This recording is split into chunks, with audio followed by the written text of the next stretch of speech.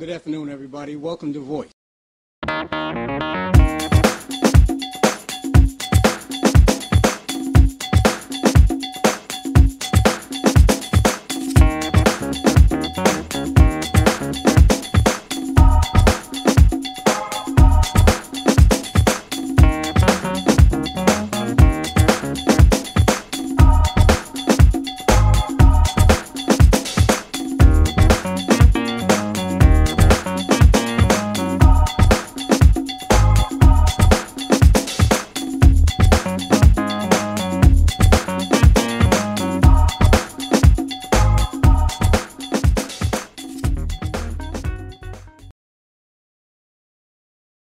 Our problem has been, as black people, we've always been concerned about white America, never about us.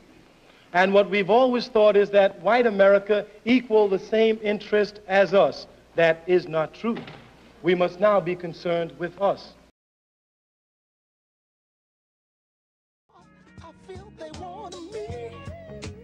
Curtis Mayfield, Hard Times, here on Democracy Now!, democracynow.org, The War and Peace Report. I'm Mimi Goodman with Juan Gonzalez. Juan? Well, The Nation magazine has just published a major investigative report titled Katrina's Hidden Race War.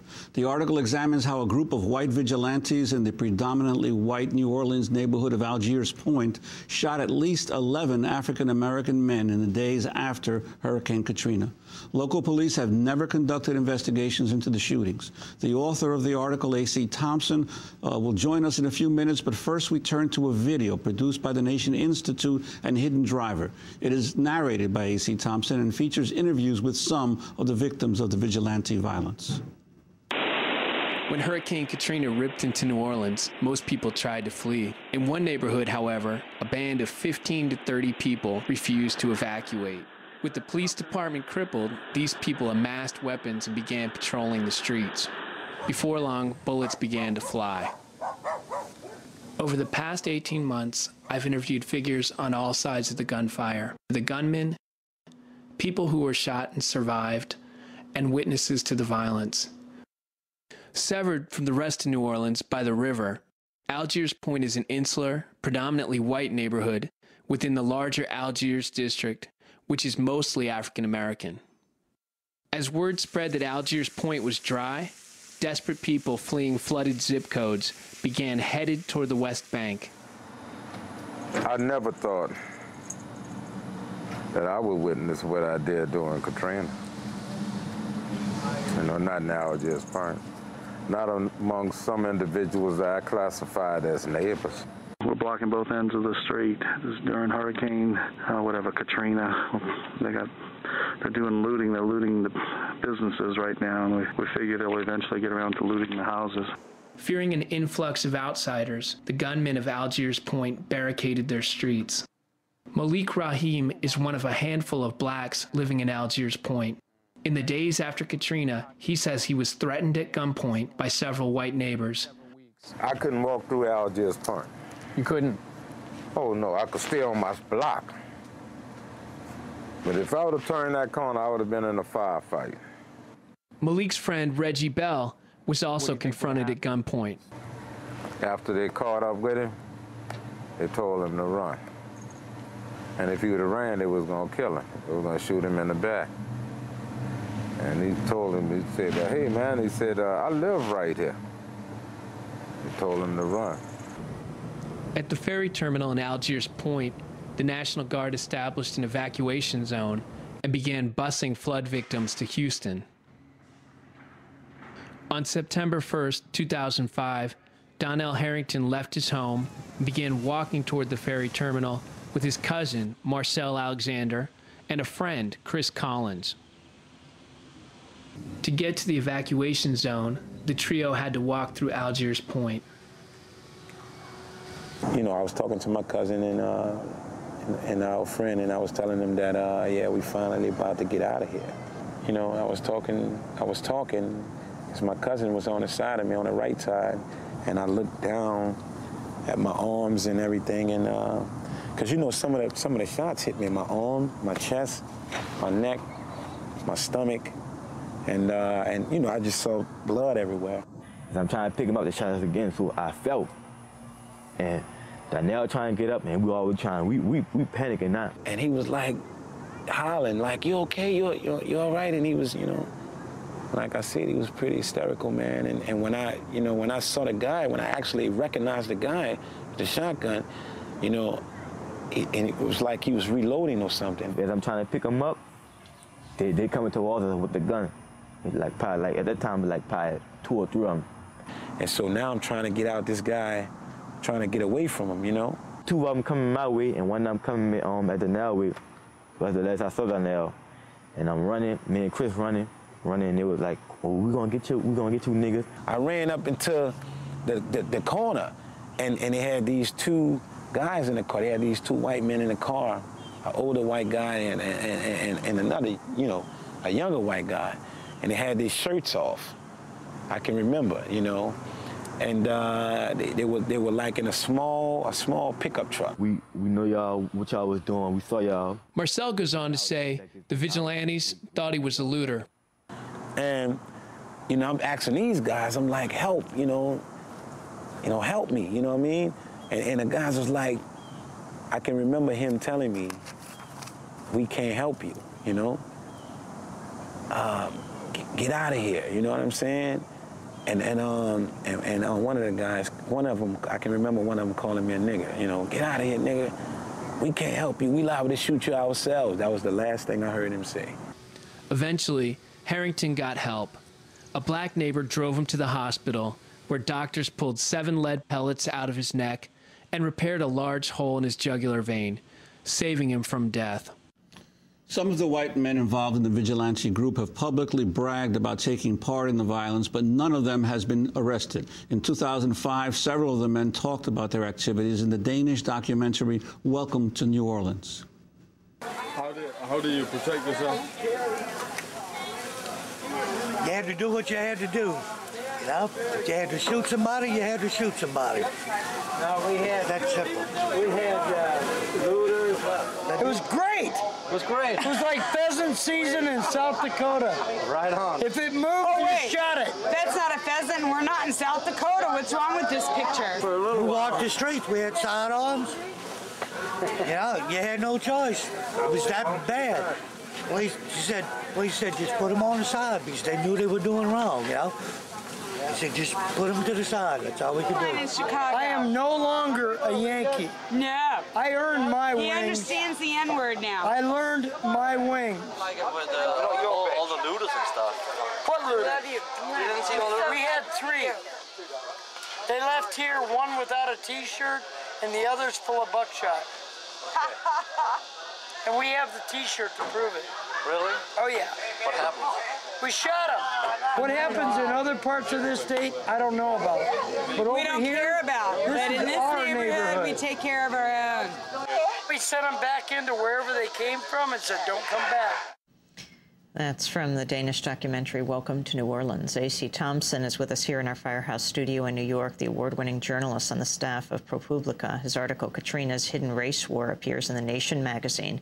His reporting on New Orleans was directed and underwritten by the investigative fund at the Nation Institute. ProPublica provided additional support, as did the Center for Investigative Reporting and New American Media. We're also joined by Donnell Harrington in New Orleans. He nearly died on September 1st, 2005, after being shot by a white vigilante while he was heading to an official evacuation site at the Algiers Point ferry terminal. I wanted to ask you, Donnell Harrington, as you watched the last clip from Welcome to New Orleans, what were your thoughts? What were your feelings? Donnell, are you there? Yeah, I'm here. Can you hear me? Yes, I can hear you now. Yeah. To answer your last question, you know, I felt pretty sad. It made me feel pretty sad. For me to even watch that particular clip, it was hard. I was heartbroken when I saw that. And Donnell, after you were shot, what was the response of authorities to what had happened to you? Did you try to get some action by police or authorities afterward? Actually, I did. Actually, I can remember one of the doctors saying we need to get some officers in that area, and that was the last I heard. But under my knowledge, I don't think that they ever did. And no one ever came to interview you about what had happened from the police department? No, You have been investigating this, A.C. Thompson, for over a year now. Katrina's hidden race war, saying, as everyone was talking about black looters, we're talking about white vigilantes terrorizing the black community. Lay out the scope of this. You know, what we did over the span of 18 months is we tried to recreate the history. We tried to go back and figure out exactly what happened in basically the 2 weeks after the storm hit. And so what I did is I tracked down people like Donnell Harrington. I tracked down people who admitted to being involved in the gunfire, the vigilantes themselves. I tracked down eyewitnesses, people like Malik Rahim.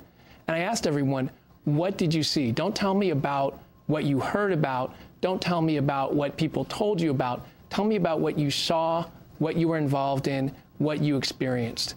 And what I came to believe from my interviews was that at least 11 people, all of them African-American males, were shot in the Algiers Point neighborhood during about the week after the storm hit. That information was bolstered, one, by a trauma surgeon, the doctor who operated on Donnell, who said, hey, we had a whole stream of people in our emergency room who'd been shot, some of them fatally. He said at least 5 or 6 non-fatal gunshot wounds, 3 fatal gunshot wounds. And he said, look, I don't think any of these cases have been investigated. I think they went unreported.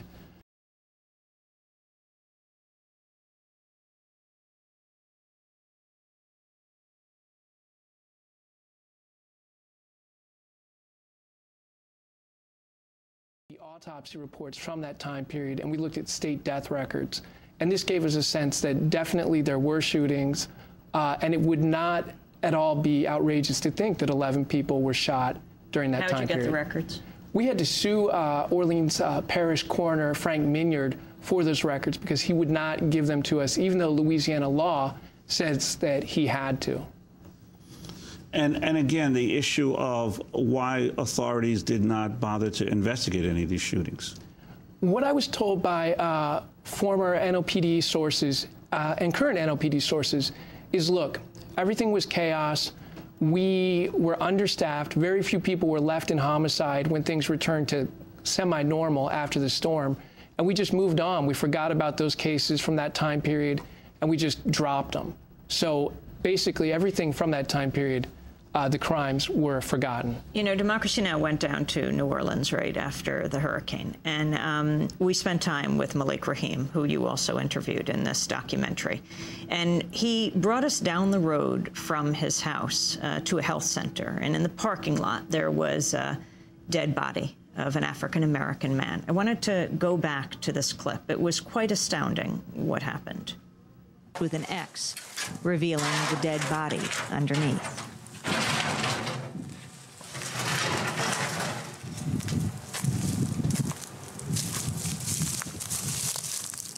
Now, his body been here for almost 2 weeks, 2 weeks tomorrow. All right, that this body been laying here. And there's no reason for it. Look where we at. I mean, it's not flooded.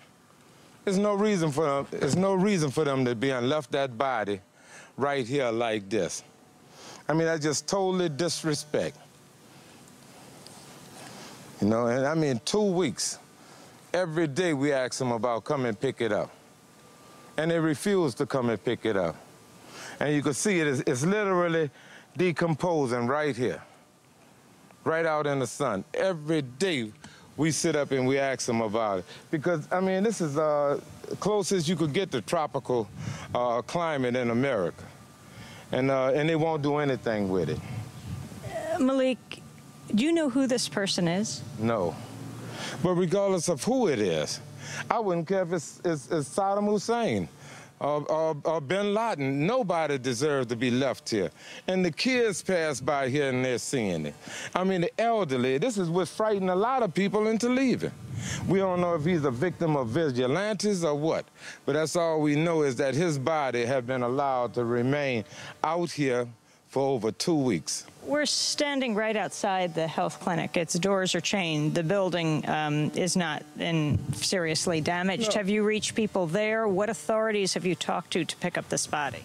We're going to talk to everyone from the Army to the New Orleans police to the state troopers to, I mean, we're going to talk to everybody who we can. I even talked to Oliver Thomas, who was the councilman at large yesterday, about this body. He said he was surprised to see that this body is still there. But it's 2 weeks. 2 weeks that this man been just laying here. As Malik Rahim was speaking, as if on cue, every level of authority he mentioned drove by. There's a dead body right here. Who are you with? We're with Bravo 15. Which is? The Cav. Army? Army, yes, regular Army. There's a dead body right here. Can you guys pick it up? I don't think we can pick it up, but we can call the local authorities to come and pick it up. This gentleman who lives in the neighborhood said that they have been trying to get... Here, let me ask these guys, too. Excuse me. Excuse me? Hi. There's a dead body right here. Can Louisiana State Troopers, can you pick it up? You need to talk to our public information officer, ma'am. It's been here for 2 weeks. We filmed it last week, and the gentleman over here said he's been trying to get it picked up for 2 weeks, and Louisiana State Troopers, the police, the Army, no one has responded. We're looking right over at it right there. You need to talk to our public information officer. You can contact them at the troop. Your name is? You need to talk to our public information officer. Do you know about the body? You need to talk to our public information officer. Sir, do you know about the body over there? Oh, ma'am, you talk with our public information officer. Do you know what they should do to get this body removed? I have no idea. I can't tell you. I don't know. There's been several people over here looking at it.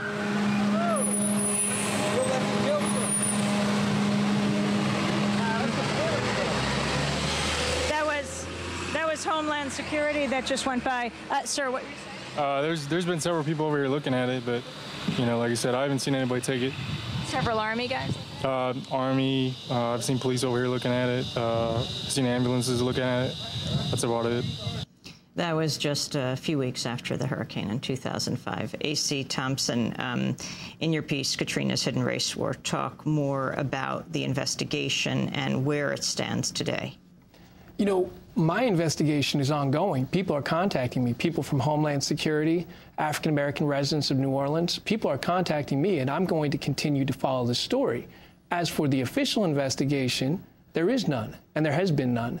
And that's one of the most troubling things to me, is when you have the doctor who says, yeah, we had all kinds of shootings. When you have Donnell who says, who told me, I went and tried to make a police report. I went and tried to see if the police did anything, and they hadn't done anything, and they didn't take a police report.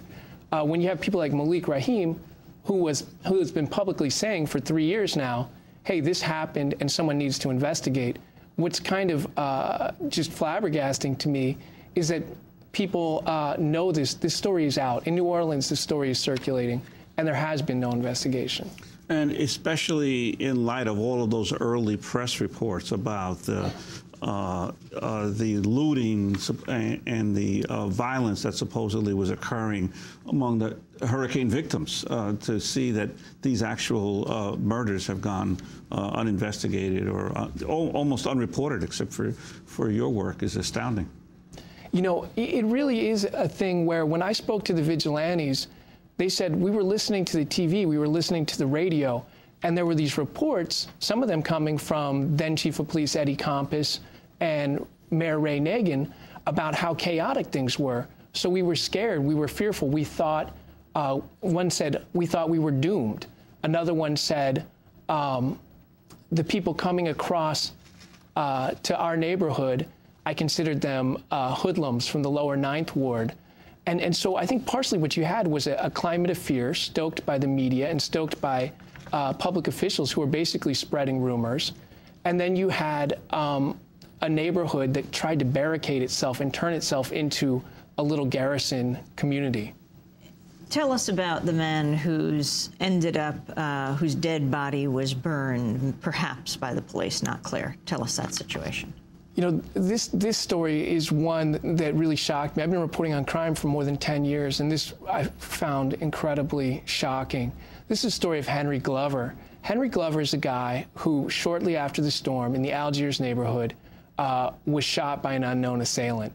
He was rescued by a Good Samaritan who drove him to a public school where the police had set up camp and had basically a staging facility. And he thought, the Good Samaritan did, that the police would be able to help this man who desperately needed medical help. What happened, according to 2 witnesses who were there at the scene, is that the police, in fact, did nothing. They handcuffed the Good Samaritan and physically attacked him and left the man who was wounded to bleed to death. This is what 2 witnesses have told me. Later, after the man was dead and bled to death in the backseat of this car, the car was confiscated by the police. And the next time we know about what happened to the car is it's behind the police station and burned up with the man's burnt body in the back, reduced to nothing but bones and clumps of meat and ashes. And there has been no investigation. There's an autopsy that says clearly this man was burned up, which is suspicious and unusual, and nothing has happened. His family has gotten no information from the police, and the police haven't bothered to talk to his family and say, what do you know about the last moments of Henry Glover's life? What do you hope to know, Harrington, at this point? Do you hope to see any kind of justice? Are you pursuing those that shot you through the criminal justice system? Yeah, of course. Of course, I would like to see all those who participated in that horrible act of violence. I would like to see all those people be brought to justice. A.C. Thompson, what do you think it'll take? You know, this is the kind of thing that there are many, many people who can investigate. The local DA, the local police, the state attorney general, the federal authorities. If the public demands that the authorities actually take a look at this, it may well happen, but it's going to take the public pushing the authorities to do something. I want to thank you both for being with us. A.C. Thompson, investigative reporter. His piece is called Katrina's Hidden Race War. And Donnell Harrington, New Orleans resident, who nearly died on September 1st, 2005, not because of Hurricane Katrina, but because he was shot by white vigilante in Algiers Point. This is Democracy Now!, democracynow.org, The War and Peace Report back.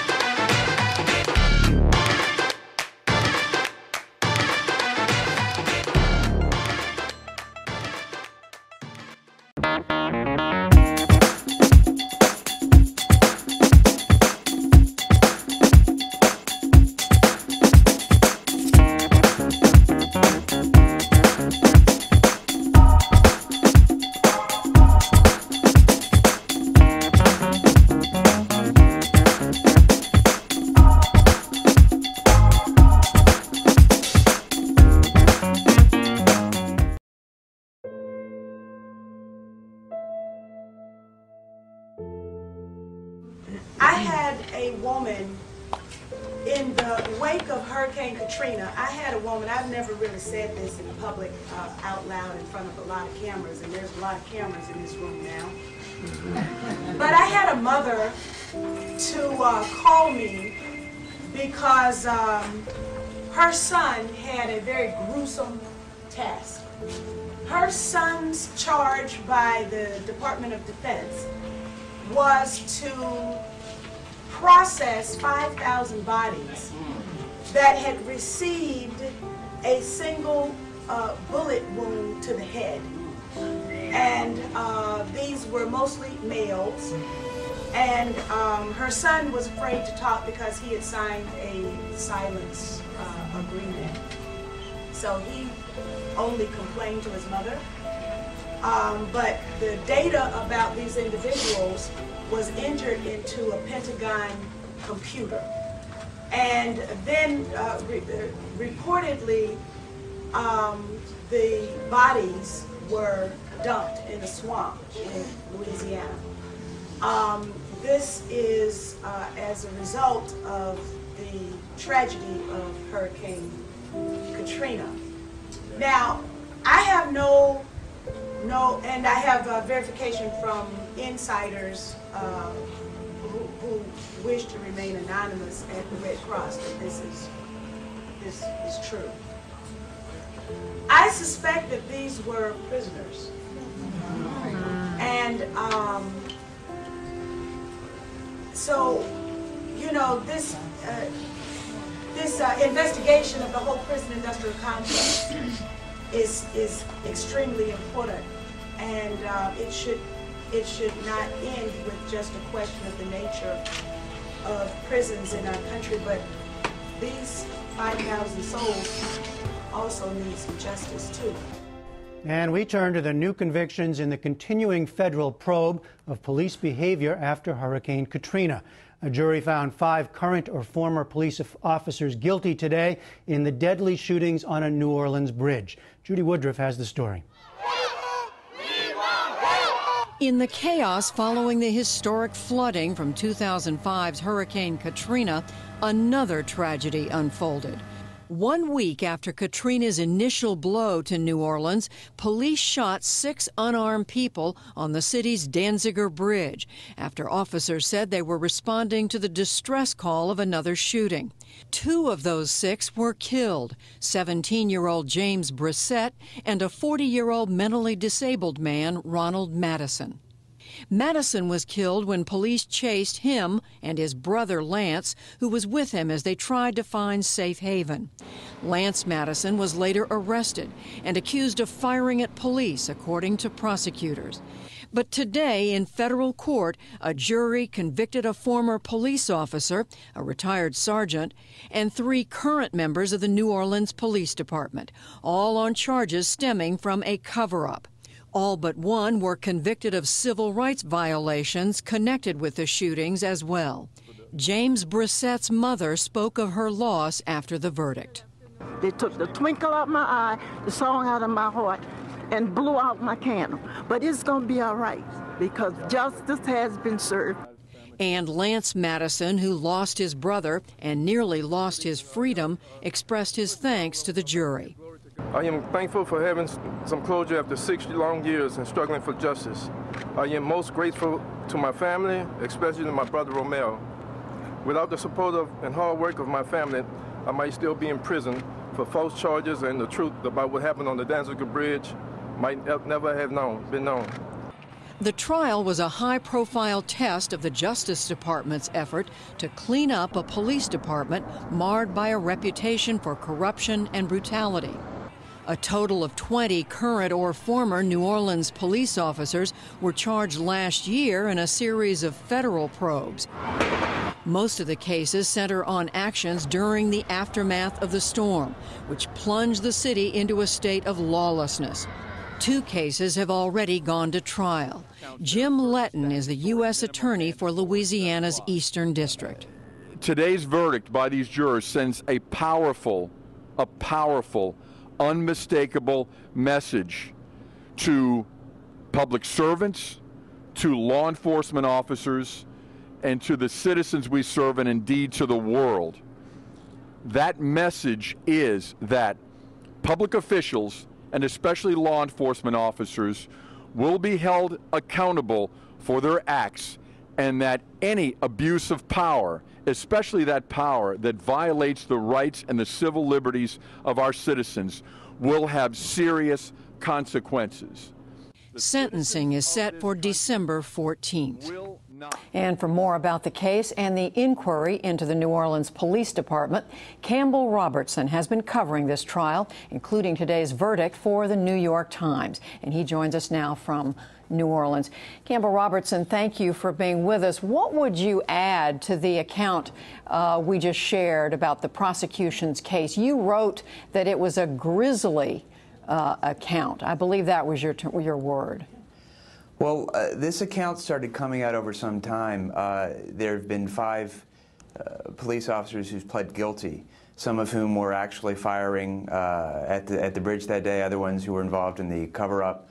One of them described it as a massacre. And so as those guilty pleas were coming out, while everyone knew this was, everyone had suspected that this was a very bad scene, the grisliness of it began to, come out one at a time with each of those guilty pleas. And so when the prosecutors finally put it all together, it was a pretty harrowing account of what happened that day. And there were accounts of the police tampering with the evidence, planting a gun. Tell us a little bit about that part of the prosecution's case. Well, it's funny, the cover-up, the prosecutors say the cover-up began immediately at the bridge. There were officers who said, we have to make sure that this doesn't appear as a massacre. And they described it as, even officers who participated and later pleaded guilty, described it as a pretty inept and incompetent cover-up where people were trying to get stories straight and making up names, whole cloth of witnesses. And at one point, one of the defendants who was convicted today, former retired Sergeant Kaufman, came up with a gun that he referred to other officers as a ham sandwich, quote unquote, and dropped it at the scene because obviously it was crucial for investigators to show that the citizens were actually firing on the police, and so it was a justifiable shooting. What was the main threat of the defense that the police officers put forward? Well, there were little elements here and there where certain defense attorneys tried to argue that maybe using sort of snippets of initial testimony that maybe the citizens were armed or maybe there were other shooters in other areas. But the fundamental defense, which is the same one they used last year in a Katrina-related police killing trial, was that it was a chaotic time and that we can't judge the officers who stayed and that they should be considered, they should be lauded for staying, and that they came into a scene that they thought was fraught with danger. They had been told there were shooters, and so we shouldn't criminalize their instincts. Now, the prosecution, Jim Letton, said today that that's exactly the opposite, that in chaotic instances after Katrina, that's exactly when you need the police to act, to be the most trustworthy and dependable. And that obviously there are rules that you need to assess threats before firing. And this firing lasted for, something like 50 seconds. So I think the jury felt that the argument that that this was just chaos and that we should look upon that with some mitigating circumstances, given the length of the shooting and the persistence, it was hard to buy that, I think. Campbell Robertson, what was the atmosphere in the courtroom during the trial and then today when the verdicts were read? Well, today when the verdicts were read, the judge is a very no-nonsense judge, and he repeatedly insisted that that there be no outbreaks, there be no noise, there'd be complete silence in the courtroom, which made for this kind of eerie scene where as he read out, these were 25 counts, some of them with multiple guilty pronouncements, many of them. As this sort of, litany of guilties came out, it was completely quiet. And after he finished, he spoke to the jury for a few minutes about their service, and the families of the defendants were sort of weeping quietly. And there was no outburst on the part of the victims, but they went out afterwards and they were somewhat subdued as well. I think the whole thing was kind of overwhelming, frankly. It's been 6 years.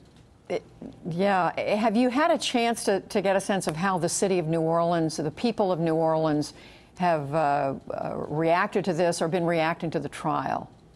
Well, the mayor put out a statement today. I mean, I do think it's interesting that this isn't talked about by even the victims as an isolated incident. It's really put into the context of the city over the last 6 years, which almost everything is down here, because the city, you know, is almost one big narrative.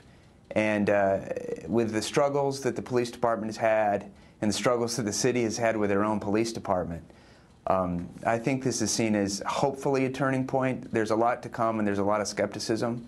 But you know, even some of the even Lance Madison talked about that maybe this is a turning point for the community and could bring some healing. I guess we'll see on that. And the Justice Department is pursuing these other cases, meanwhile.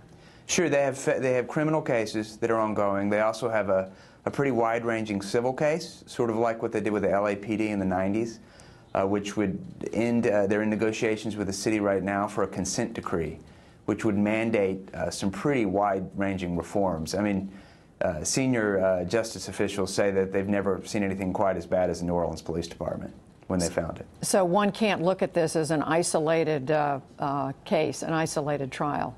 This is probably the most high-profile of the trials, but it's by no means isolated, yeah.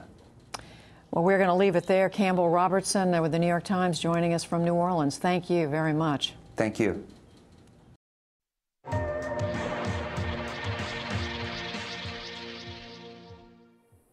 Welcome to the Real News Network. I'm Jessica Devereaux in Baltimore.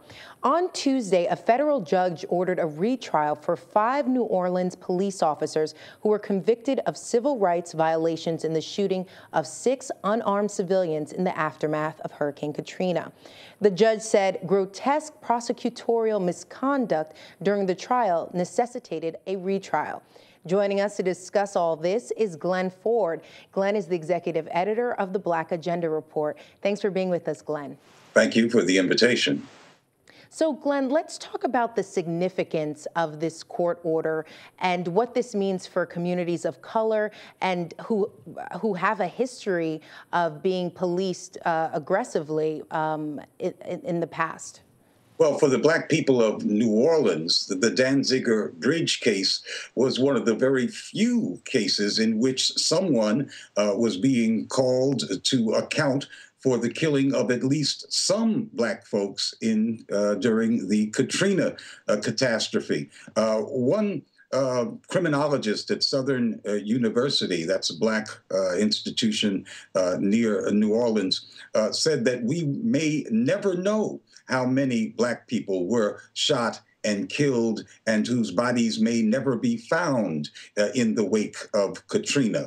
There was white organized violence, much of it police violence against Blacks going on all over the city. And the vast majority of it was unacknowledged, much less punished. And so the Danziger Bridge case, in which these 5 policemen were finally brought to what appeared to be justice, was very, very significant for the morale of the community that had found no justice from this great catastrophe.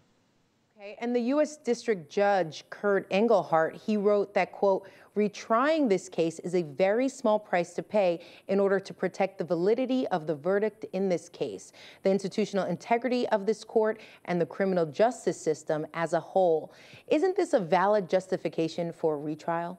I'm ambivalent about this. I'm sure that lots of people in New Orleans are not ambivalent. They're outraged. But of course, it is in the interest of Black folks who seldom get justice from the criminal justice system, who see the system warped and contorted to get convictions of us on trumped-up charges often.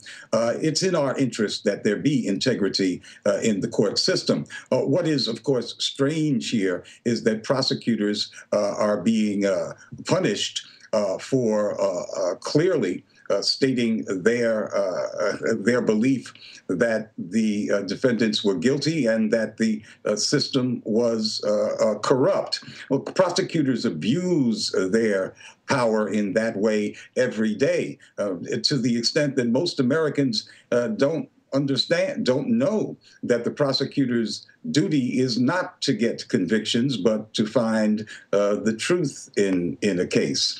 So it is interesting that this pristine handling of the law would occur in a case like this, when we know it doesn't happen in the normal course of life, especially when there are Black defendants. Okay, let's switch gears a little bit, Glenn, and talk about the role of leadership, particularly Black leadership, in what transpired. In an article you wrote for Black Agenda Report, you said, quote, "Not one Black-led major city can claim that it has substantially eradicated institutionally racist policing.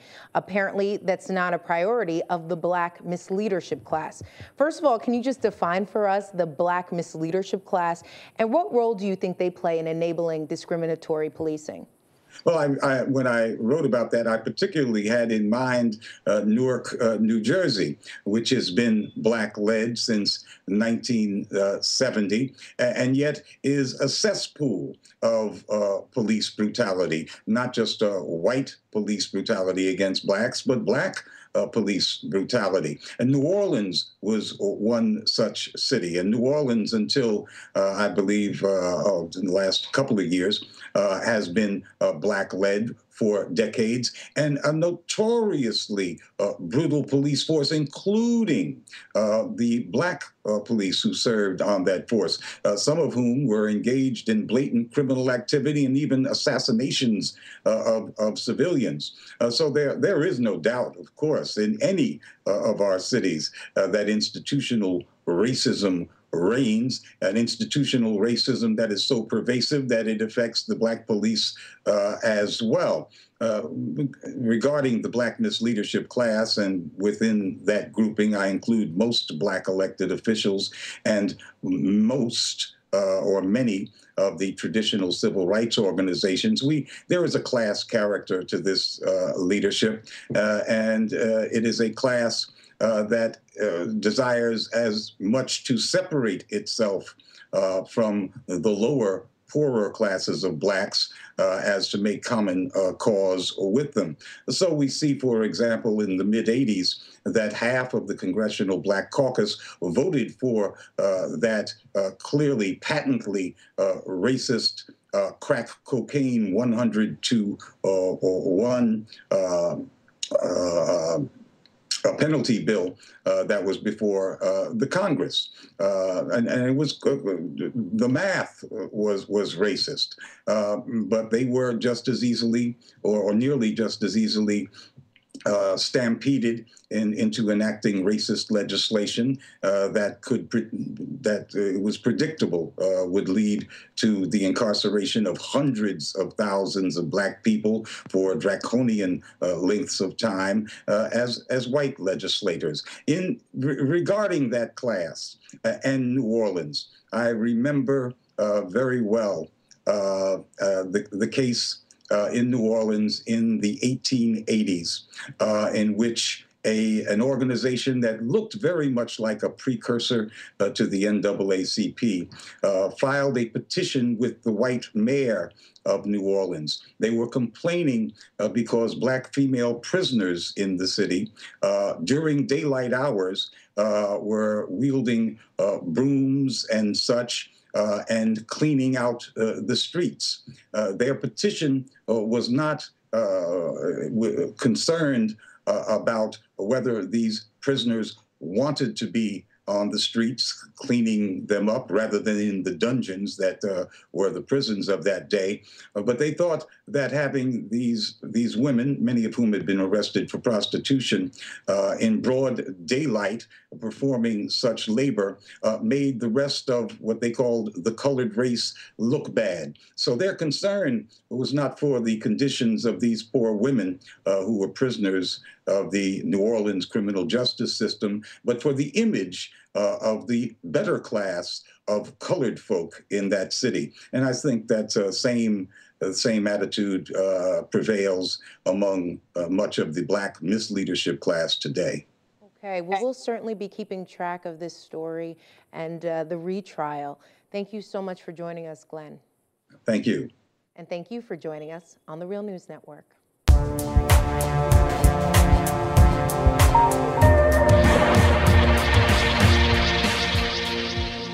Welcome to the Real News Network. I'm Paul Jay. And now joining us again from our studio in Washington is Jordan Flaherty. He's the author of the book Floodlines, Community and Resistance from Katrina to the Genesis 6. Thanks for joining us again, Jordan. Thank you, Paul. It's a pleasure. So one of the things that people have talked about after the Katrina is the role of the police and the armed forces particularly, but a lot has come to light about the role of the New Orleans police and abuses of power. Tell us a bit about what people are looking at, but also was this an anomaly where police went nuts in the course of the storm, or was this kind of normal New Orleans police behavior that is just getting looked at because of the storm? The first thing to understand, Paul, is in those first days after the storm, suddenly the media coverage shifted from sympathy to the people trapped on rooftops, the victims of this disaster, to portraying people as criminals, as looters, as armed gangs roving the streets, shooting at police helicopters, raping infants. We later found out those stories were false, but they were propagated by the chief of police, who said that infants were being raped in the Superdome, by the mayor, who said that there was lawlessness on the street, that he declared martial law, even though no such thing exists under Louisiana law. The governor of the state of Louisiana, Kathleen Blanco at the time, said, "I'm sending in National Guard troops. They're locked and loaded. They've been trained to shoot to kill, and I expect they will." Now, hang on for a second. You're saying there were no incidents, or some incidents were exaggerated to look like it was a bigger phenomena than it was? I'm saying those incidents that were specifically talked about that were incredibly outrageous, like infants being raped in mass numbers in the Superdome. There was no raping of infants that anyone has documented that happened in the Superdome. Shooting at rescue helicopters, again, no one's documented where that happened, although that was widely talked about at the time.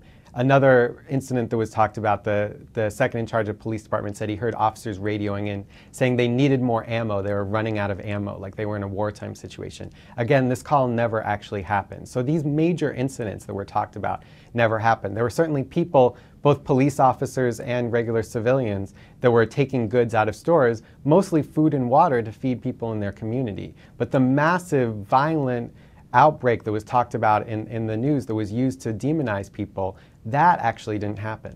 So why do people think the police were doing this? I mean, what's in it for them to exaggerate the issue? I think it was a time of chaos. It's hard to imagine if you weren't in the city what it was like there, but we never imagined this entire city would be underwater. Everything was unimaginable. Everything seemed like we were in a fantasy world. And so many of the things that actually did happen seemed like they couldn't possibly have happened. For example, one thing that really did happen is people were trying to cross out of the city over the Crescent City Bridge, and they were met by armed police from the suburb of Gretna that didn't want people of New Orleans in their city, and they shot at the people from New Orleans and forced them to turn back. This seemed like fiction when we first heard about it. Many of the police killings that happened that period after Katrina seemed like fiction. It was hard to believe any of this. It was a time of almost mass hysteria. To what extent did all of this have a class character? Meaning, I mean, obviously the poor were more affected and more of them were on the bridge, but was this actually like defending wealthy neighborhoods or just police afraid of some general anarchy? It was both race and class. Overwhelming the people left in the city were poor and working class African Americans. There were many white folks that were left in the city. There were many middle class and upper class African Americans left. But the majority were poor and working class African Americans. And the fear was of poor black people in the city. That was what the fear was. And these incidents came out of this fear that these were criminals, these were gangs, and anything that needed to be done should be done to stop them. The second in charge of police department told officers, it's between you and your conscience what you want to do. If you can sleep with yourself at night, then you can do it. And we have evidence of those instructions. We have officers that testified that he heard that. The second in command of police department, who later became the chief of police, Warren Riley, has said he didn't say that, although he did say that we need to reclaim the streets. He says he did say that, and even that, according to criminal justice experts, sends a very mixed message to officers about what's right and what's allowed and what isn't. Well, what investigations are going on and what's come out of them? Well, some of the most notable ones are Henry Glover. This was an African-American man on the West Bank who was shot by one police sniper as he was picking through some bags that were in the back of a supermarket looking for supplies. He was then taken captive by other officers who saw a wounded black man and thought he must be a looter. And the next anyone saw of his body, it was burned to a crisp in the back of a car that was about a block from the police department. So people are investigating those officers. It seems likely that several officers will be charged, some already have been charged, with killing and setting his body on fire. On the same day, Danny Brumfield Sr. was one of thousands of people outside the convention center in New Orleans. He saw officers drive by with no help, no food, no water. He went running up to one police car. The police car deliberately hit him, and then officers shot him in the back in front of his family. This is another case that's being investigated. Perhaps the most notorious case is Danziger Bridge. Several civilians were fleeing New Orleans east into the center of New Orleans. They were unarmed. Police rolled up, again, assuming that these were criminals, that these were looters, and they just started firing on these unarmed civilians. 2 were killed, 4 were wounded, including Ronald Madison, a mentally challenged man who was shot in the back by one officer. Another officer ran up and kicked and stomped on him until he was dead. Among those people that were wounded, very serious injuries. One woman had her arm shot partly off. Another man required a colostomy bag. But it goes beyond the killings. When senior officers came upon the scene, they realized that this would not stand up well. And so they began a process of fabricating evidence, inventing witnesses, planting bullets, planting guns. They arrested Lance Madison, Ronald Madison's brother, and charged him under false charges of shooting at officers, held him in jail for several months. They had secret meetings over the following weeks to conspire and get their story straight. And none of this came to light for years, even though the Madison family and others were trying against a wall of silence to get these stories out. So how did they finally come out? It's a really exciting and inspiring story, actually. Those families at the center were joined by grassroots activist groups like Safe Streets Strong Communities, which was a criminal justice reform organization, and the People's Hurricane Relief Fund, which was another organization. A former Black Panther who founded an organization called Common Ground named Malik Rahim told the story to whoever he could. Eventually, these documented stories were used as evidence that were passed on to Rebecca Solnit, a journalist from California, who passed it on to another journalist named A.C. Thompson, who wrote about it for ProPublica and The Nation. Armed with A.C. Thompson's investigation, activists then went to a new Justice Department under Eric Holder and lobbied them to perform the investigations. And finally, the investigations began to happen. But this now, we're talking about 2009 that we finally saw those investigations of what happened in 2005. Lohman admitted he helped cover up for 7 fellow officers who shot shootings. Federal officials say Lohman allowed an investigator to plant a clean gun under the bridge to make it look like the victims shot at officers first, even though he knew they were in fact unarmed. And what other evidence that this isn't just a few sociopathic cops or freaked out cops? What other evidence is showing this is more systemic or coming from a culture established at more senior levels? Well, A.C. Thompson has documented 10 separate shootings around the city within a period of a couple days of unarmed civilians being shot. So already the widespread nature of it is one aspect of the evidence. But the details of the crimes, I think, show the systemic nature of this as well. For example, on Danziger Bridge, you had one officer, as he's writing the report, he's in a room filled with officers, and he yells out, "I need a name." And another officer yells back, "Lakeisha." And he writes down Lakeisha Smith, and this later became one of the fabricated witnesses that they used. The fact that they felt comfortable inventing witnesses in front of a room full of officers shows that this goes beyond bad apples and goes to systemic problems. To what extent do people involved in this think this is an extension of a police culture that existed before Katrina, or is it something that happened in the craziness of Katrina? You know, we have 2 officers that are facing the death penalty for pre-Katrina crimes from the 90s. For assassinations that they carried out. They're locked in prison currently.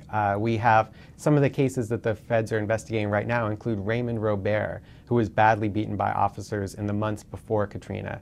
There's dozens of other cases from the period, from the years before Katrina, that activists are asking the Justice Department to look into. So definitely there's a feeling that this is a department with a long history of corruption. The police chief from 1994 to 2002, Richard Pennington, ended up firing or disciplining or transferring more than 500 officers during his time. He worked with the federal government to try and root out corruption. And even many of the observers from that time said he only began to scratch the surface of a notoriously corrupt department. Are people satisfied with the role of the federal attorney general or not? People are saying that the feds need to go further. It seems very likely that there will be some form of federal oversight of the department. The new police chief admits it, the mayor admits it and says that he welcomes it. The question is, what form will this oversight take? Will it bring the systemic change that people are asking for, or will it be small cosmetic change? And that's the battle that's happening right now in the streets of New Orleans. Thanks for joining us. Thank you, Paul. Thank you for joining us on the Real News Network. Geometry, say that